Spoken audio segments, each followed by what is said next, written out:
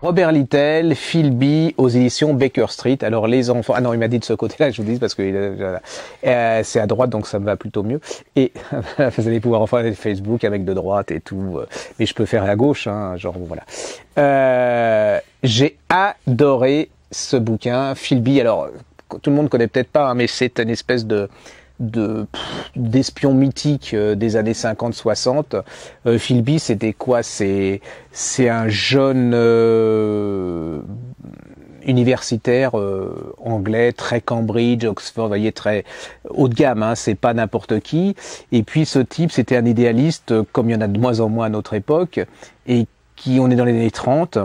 Et il pense que la seule façon de contrer Hitler et l'avenue du nazisme, eh ben, c'est d'aider le communisme, d'aider Staline. Donc, qu'est-ce qu'il fait dans ce roman? Il va à Vienne, parce que c'est à Vienne que tout se passe contre le nazisme. Il va rencontrer une jeune femme qui va être son correspondant au niveau des communistes. Et vous allez découvrir, eh ben, pourquoi Philby va devenir un des plus grands espions communistes. Il va finir sa vie d'ailleurs tranquillement dans la Russie communiste. C'est vraiment un roman, enfin il appelle ça un roman, mais en fait c'est vraiment aussi bien qu'un essai historique. Vous allez découvrir pourquoi à cette époque plein de jeunes idéalistes vont pencher carrément pour le stalinisme et se dire entre Hitler et Staline, Staline c'est le plus important.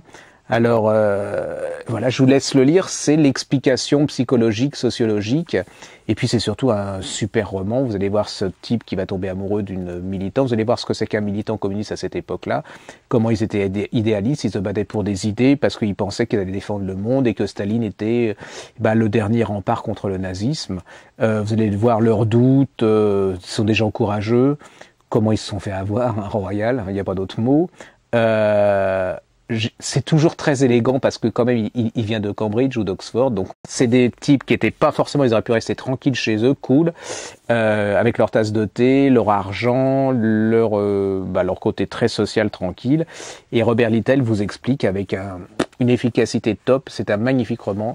C'est chez Baker Street et en fait c'est une édition qui fait un boulot d'enfer de chez d'enfer.